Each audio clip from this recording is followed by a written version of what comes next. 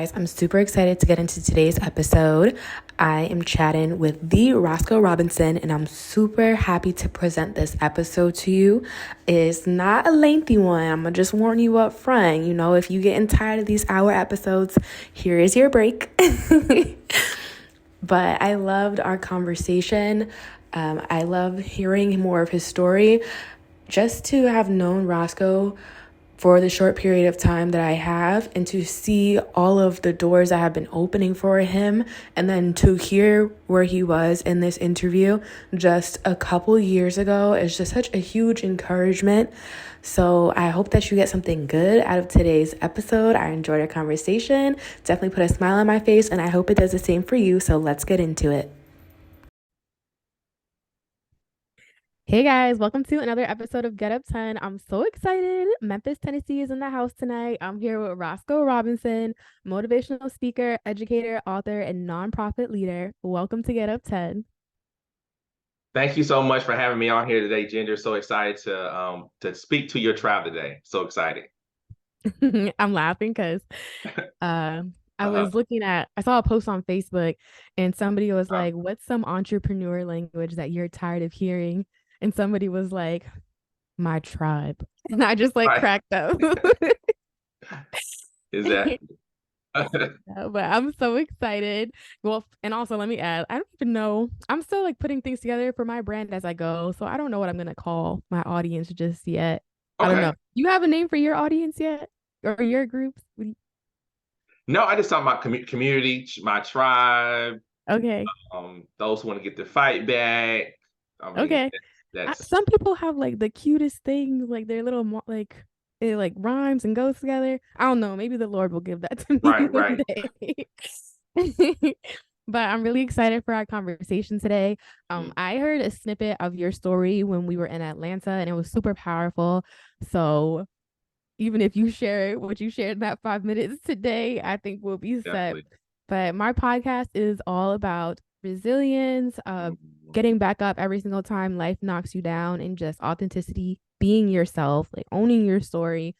Um, I really want somebody to hear the conversation and it inspire them to just keep going, keep moving forward, because life be lifing.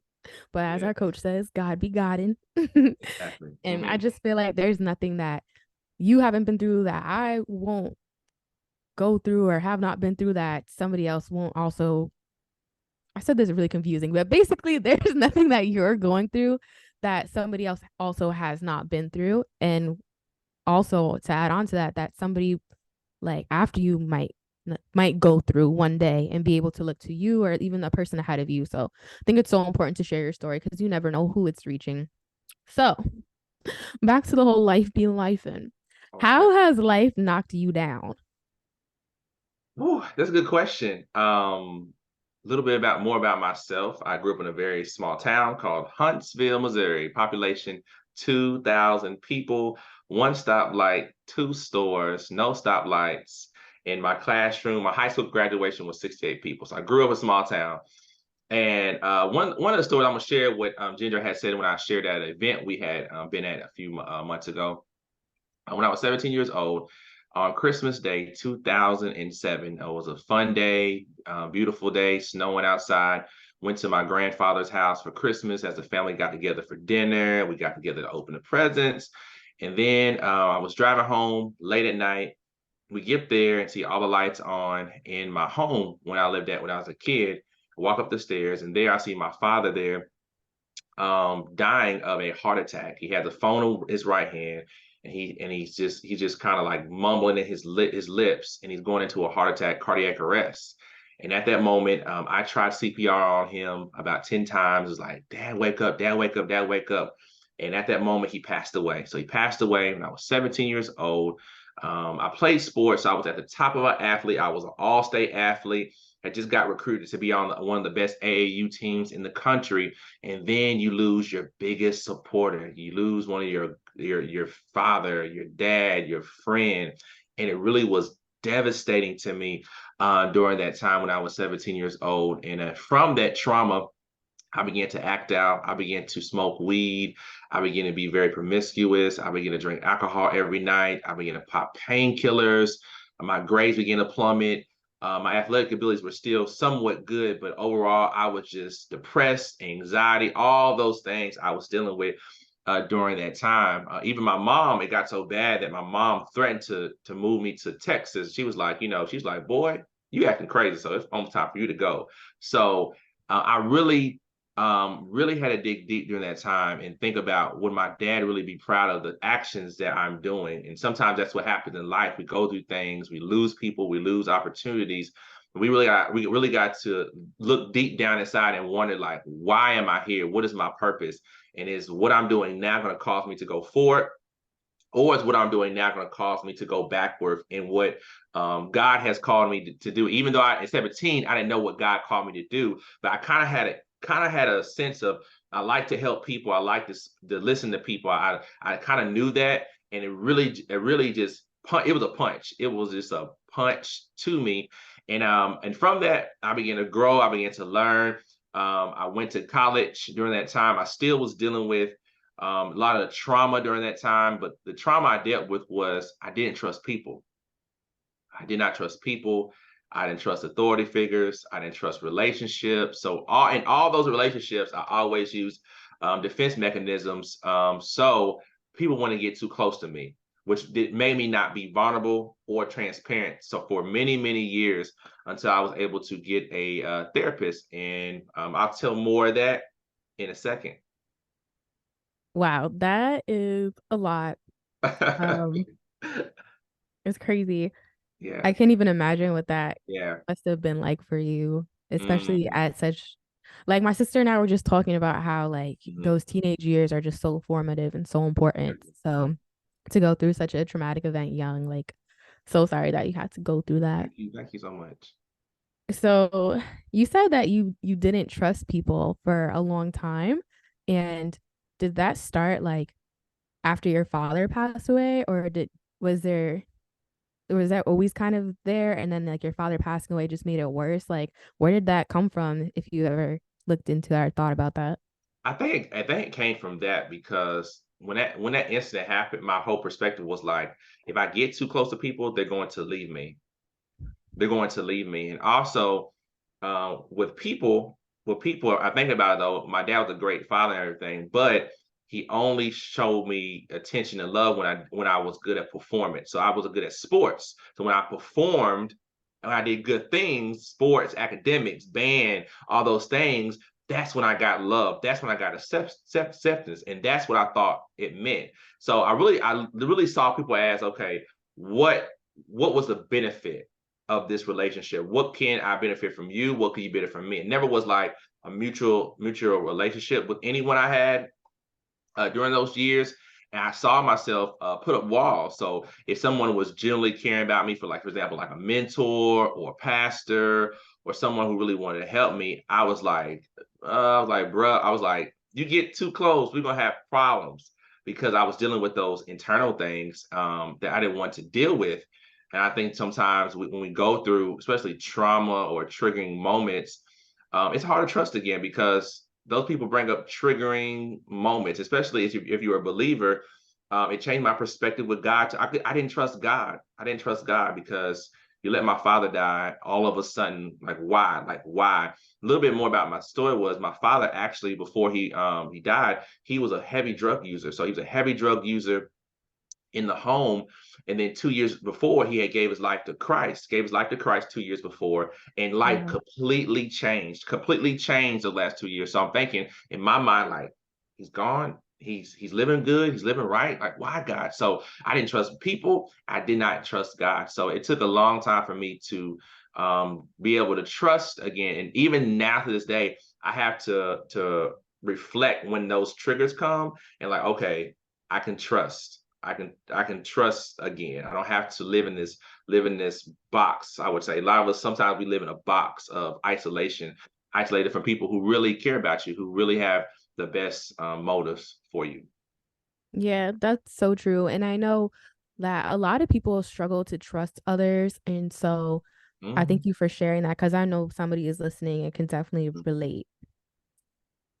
So, is there anything else that you want to share of like what you've been through or like tough moments or any other ways that life has knocked you down?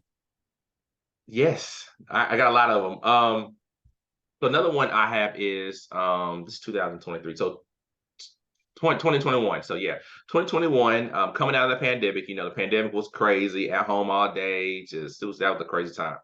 Yeah. Coming out of that 2021, I had gotten kind of sick. I thought I had low iron. I was getting really just fatigued in my body, like could barely get up, the headaches. I was like, what is going on? So I go to the doctor, and I go to the doctor, and they say I could potentially have blood cancer, potentially have colon cancer, potentially have stomach cancer, Potentially, something potentially right, potentially. So all these cancers.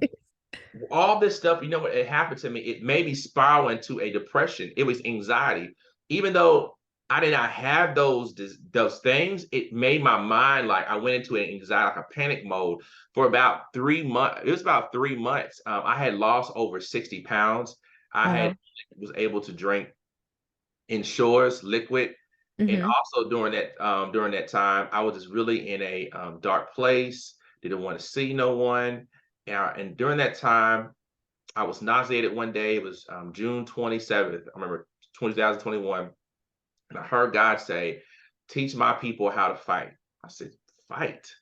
Like, fight? I'm like, I'm fighting. I'm in a low place. I don't want to fight. I don't want to hear anything about the word. I don't hear anything about nothing. I just want to do me. And I remember he said, you're gonna write a book. So I got up out of my bed that day, and in 2 days, I wrote the manuscript of my book, Get Your Fight Back. So from that came a book. So within 3 months, we had it published and out. Been able to sell over 1,000 books. The book I've written it has been in prisons, it's been in juveniles, it's been at youth events, it's been at high schools, it's been at church groups, it's been at organizations around the world because of that experience. If I never would have experienced that, I would never have the wisdom on how to write that book and to encourage others to get their fight back in your finances, in their health, in their minds, in your marriage, in every area of your life.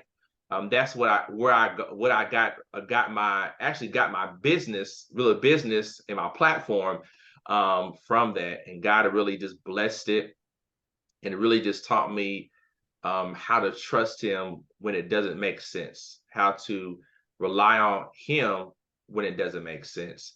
So I thank God for going through that. So now I'm able to help other people. So several men. That's what my focus is right now, is to help men specifically deal with trauma, but also help them to speak. Because when you go through so much issues, a lot of men, they're afraid to speak how they feel, to say things. They've been through trauma, and especially as men, some men have the weight of the world on them. Everybody's looking for them for money, for this, for that, for everything, and they need a place where they can express themselves. So that's where I am creating right now.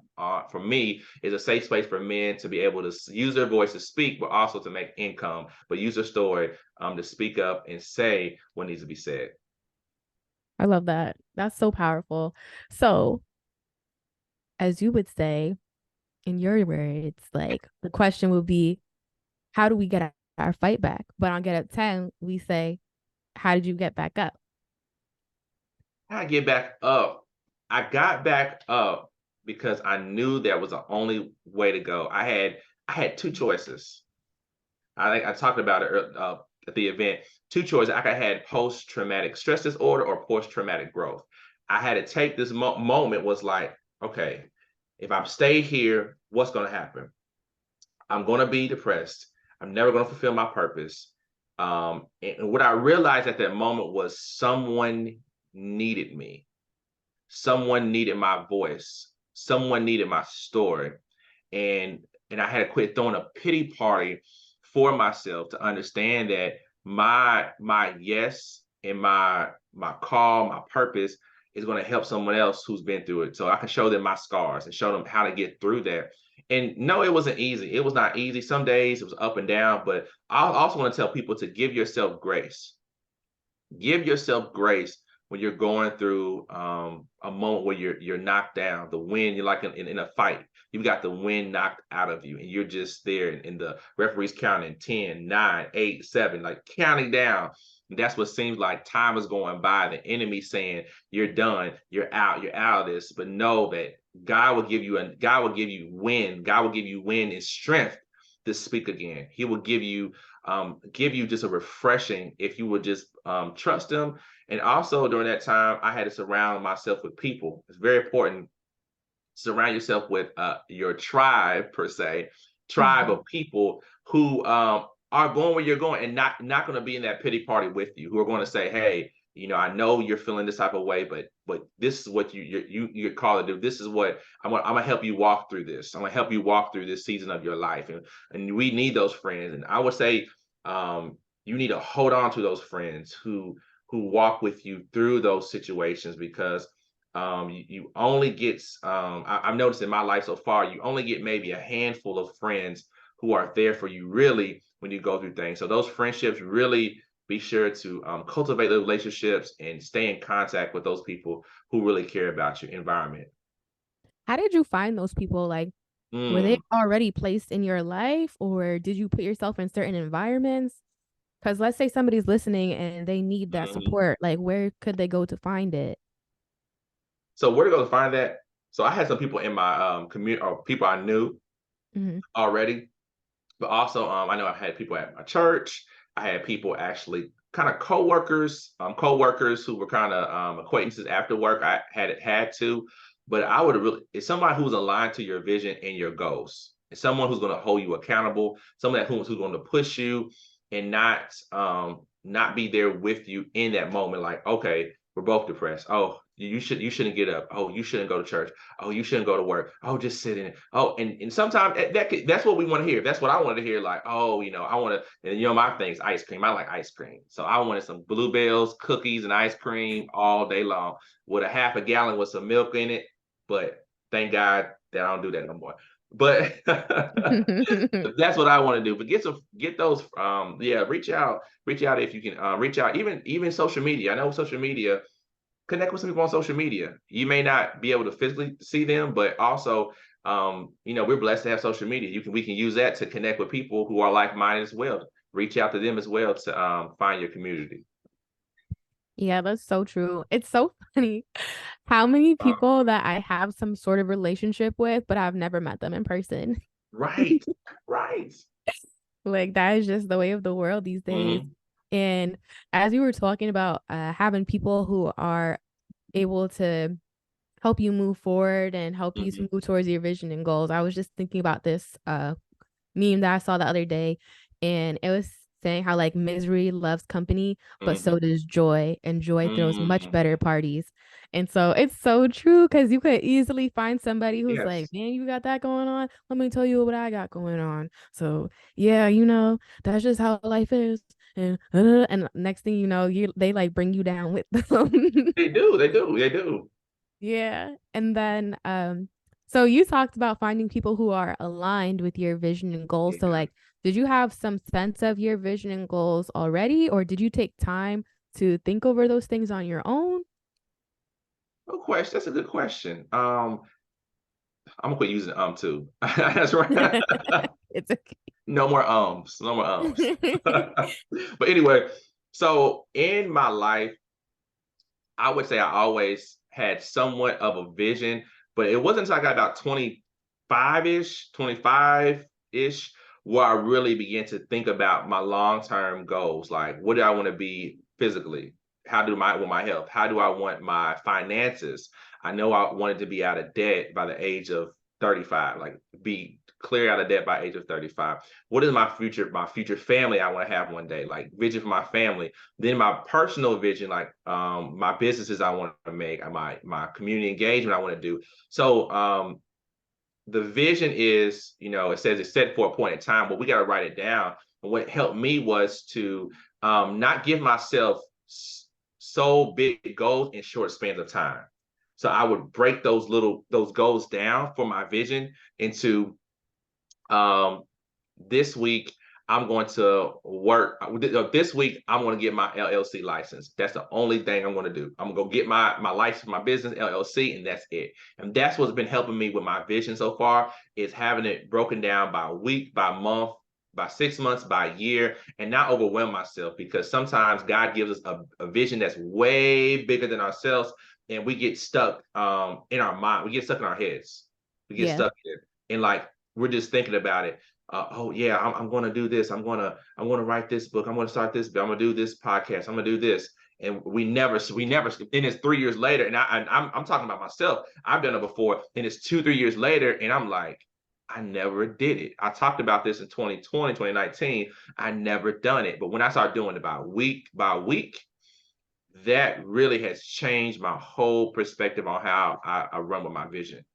Yeah, that's really good because I'm definitely guilty of big vision, big dreams, big goals, big, big, big, and it's a little too big for the Yeah. moment.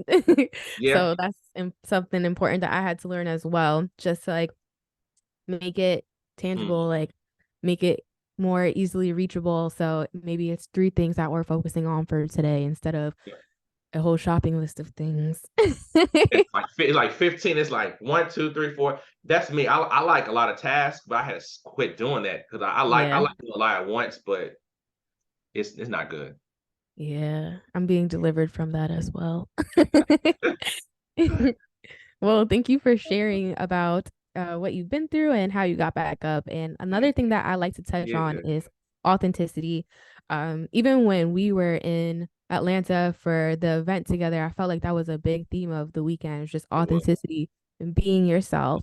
And so I always like to touch on that. So for you, what does it look like to live life with no filter and just be authentic? I think being authentic, you have to know who you are. You have to know your identity first of all. Who are you as a person? Um, as a child of God, do you know your identity? What is your identity in? Is it in a person? Is it in a title? Is it in your gift? What you do? And and that's something I struggled with. I struggled with this living authentic because I was a natural growing up, going back to 17, 16, 15, growing up, natural people pleaser. I never want to say no. I always want to say, oh, I can do it, or oh, I'll make time, and never want to say like this is the way I feel right now, or this is who I am, and having those boundaries with people that I had to learn as I got older. And I think that's where it comes to, is knowing your identity and really keeping yourself accountable to be authentic. And why am I, and I had to ask myself sometime, when I get in a room with certain people, why am I acting this way? Why am I switching the way I act? It's not like a job. I'm talking about job, job setting. We have professionalism and things like that. Yeah, But yeah. why would I get in certain rooms with certain people, I feel sometimes I don't feel good about, I don't feel as good about myself when I'm around a room full of people who are successful. Like, what is that?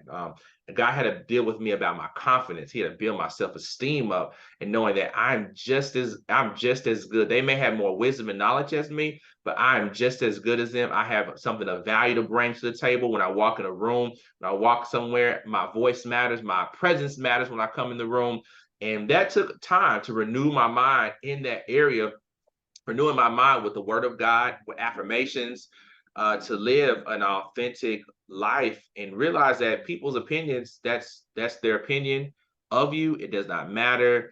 Um, people talk about you good or bad. It's good that someone's saying something about you. I've got like, you know, good press, bad press, all those things I've had to deal with. I've been called all type. If you this new on social media, I have been called some names. I have been called some names on Instagram. False this, crazy, looniac. I mean, all type of stuff. But I take it in stride. I still love people, and sometimes when you're being authentic, you're being authentic. It makes people offended because they wish they could be offended as you. Mm-hmm. That's so Yeah. true. So it offends them. Your confidence offends them because deep down inside they wish they could be you. And I realize that, and I realize that especially around other sometimes men. Men, and what that is, number one, I'm going to, come in the room, speak to them, be authentic, but also I want to be able to, if they're willing to have help, I'm always willing to help others, other people, to build that confidence in themselves, because I want to see everyone. I want to see everyone win. I want to see everybody win. Everyone do well, do great. So, but I'm not gonna lower myself because you don't know who you are. That's sometimes I think a lot of us do. We lower ourselves because someone else don't know who they are. So we're gonna lower down our gifts, our voice, our talents, who we are, everything about us. So I'm not gonna say I'm a good speaker. I'm not gonna say I can write. I'm not gonna say I can do this because I don't want you to feel bad. But I can go on. I can anyway. Yeah. The other night I was at a group, like Mhm. it's like a Bible study basically, but we were saying how like other people's opinions of me is none of my business. Nope. Yeah, and it was interesting because for me, like I had heard that from somebody years ago, and I've definitely done my fair share of repeating that to myself when in moments that I Mhm. needed to remind myself. But for some of the other ladies at the table, it was their first time ever hearing that, and they were like, "Oh, that's so good." So I definitely just wanted to share that because it came to mind while you were speaking, and I think I take for granted sometimes like the things that I've heard or things that Right. I know, because it's common knowledge to me, but somebody else might have never heard that before. So I want to say that. And you mentioned that you use some affirmations to help you build up your confidence. Are you able to share some of those? Sure. Let me think some on top of my head. Top of my head, top of my head, top of my head. Okay, here we go. I would say I am more than enough. I am more than enough. I have the ability to speak and make impact. I have the ability to speak and make impact. I would say things like, I would say to myself, Roscoe, you are a confident man who's going to change the world. You are a confident man willing to change the world. If God be for me, who can be against me? I'm the head and not the tail. Well, scriptures now, I'm above and not beneath. I also say the scriptures well, Philippians 1 and 6. He who had begun a good thing in me, he shall complete it. So I would say those things over and over and over until I actually believe what I said. Sometimes when you say those things, you're like, I'm just saying stuff in the mirror, or I'm just saying stuff, but actually you're speaking that into your soul, your mind. You're speaking it inside yourself. And our words have power. Our words create things. Everything we see comes from a word in our where we live at, everything, our chairs, our TV, it came from a word. The words have power when we speak those things. Um, and also during that time, once again, give yourself grace and mercy. Don't beat yourself up when you don't have the confidence that you want right now, because it takes time. You've been dealing with this for 15, 20 years. And sometimes we want things like boom, overnight. I'm just free in this area, but no, it's gonna take time. It's like a tree. You've got to grow. It's a seed. A seed and begins to grow over time and gets deep roots, and then goes up, and you have your limbs, and it just grows and grows and grows. So, I would say those are some of the affirmations and scriptures that I used. I love that because I feel like affirmations is real popular these days. Mhm. But when you go that step further and add scripture, it just hits different because Yeah, when you're speaking scripture over yourself, it's like it has a warranty, you know? It's like warranty. there's something behind it. It's Yeah, not yeah, just you putting something together, like, no, like this is backed by God.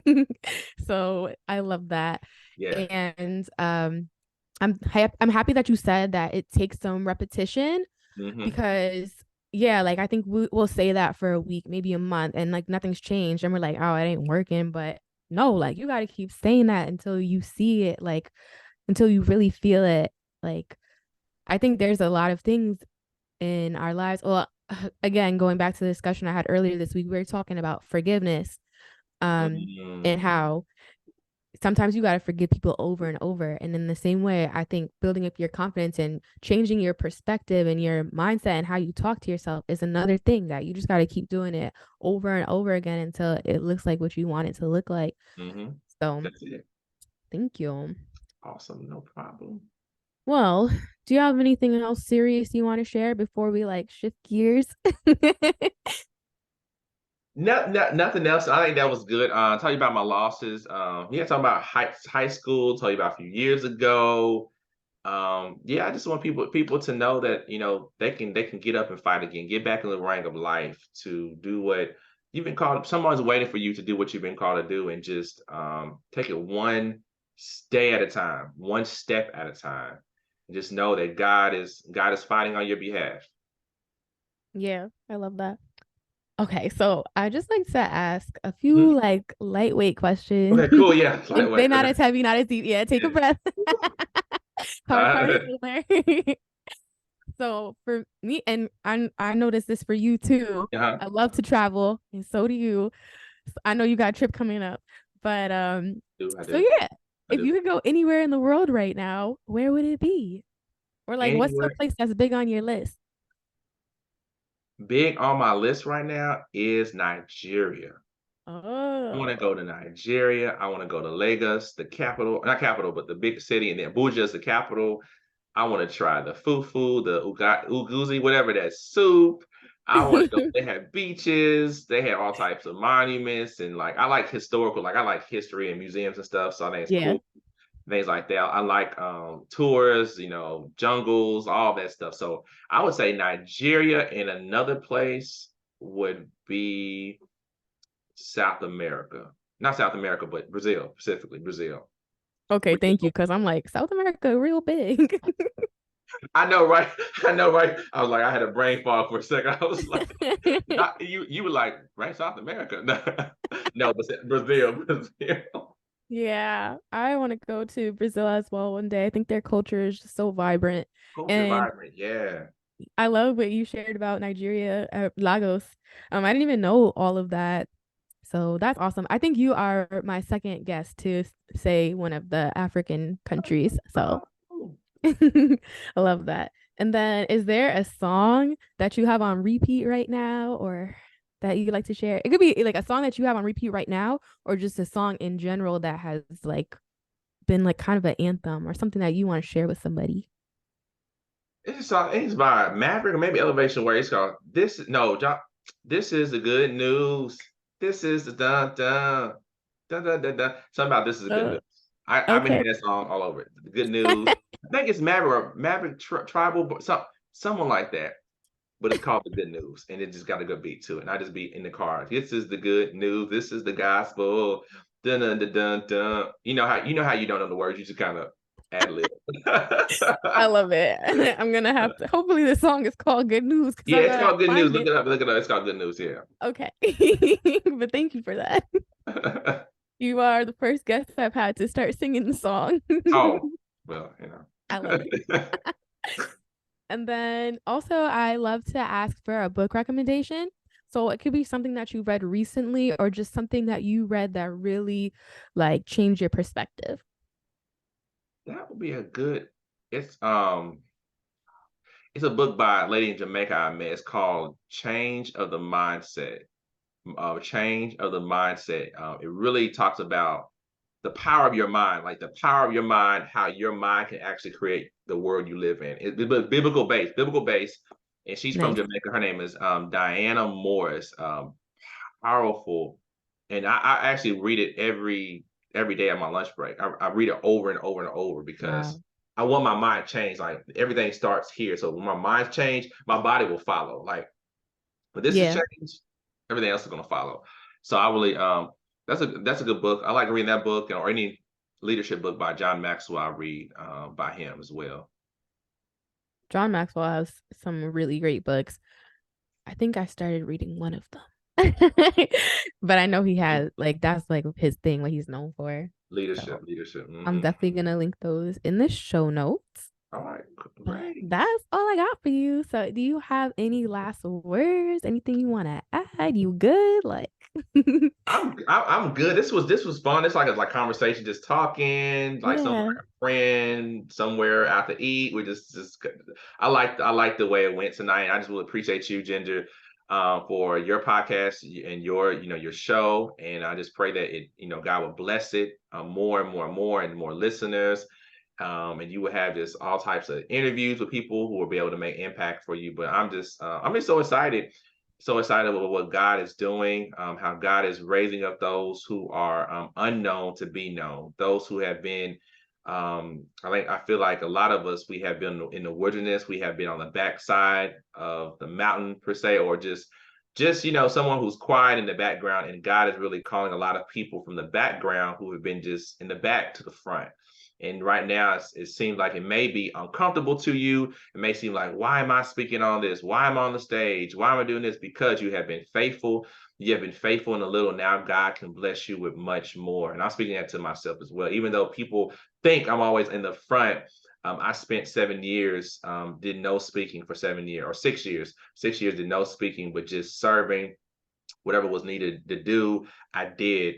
And God is really testing our hearts to see what is our motives behind what we do. So when he tests our heart, now God is like, okay, I can trust him. I can trust her for the influence and the people, because what comes with influence is people are going to believe what you say, if it's right or wrong. You may be way wrong, but people are going to believe you. So like platforms like this, like Ginger's doing, I love that she's using her influence for positivity, going out there and reaching so many people. So I'm just, once again, thank you so much, Ginger, for having me on your platform, and hopefully I can be back one day again. Yes, I would love that. Thank you so much. This Thank has been you. great.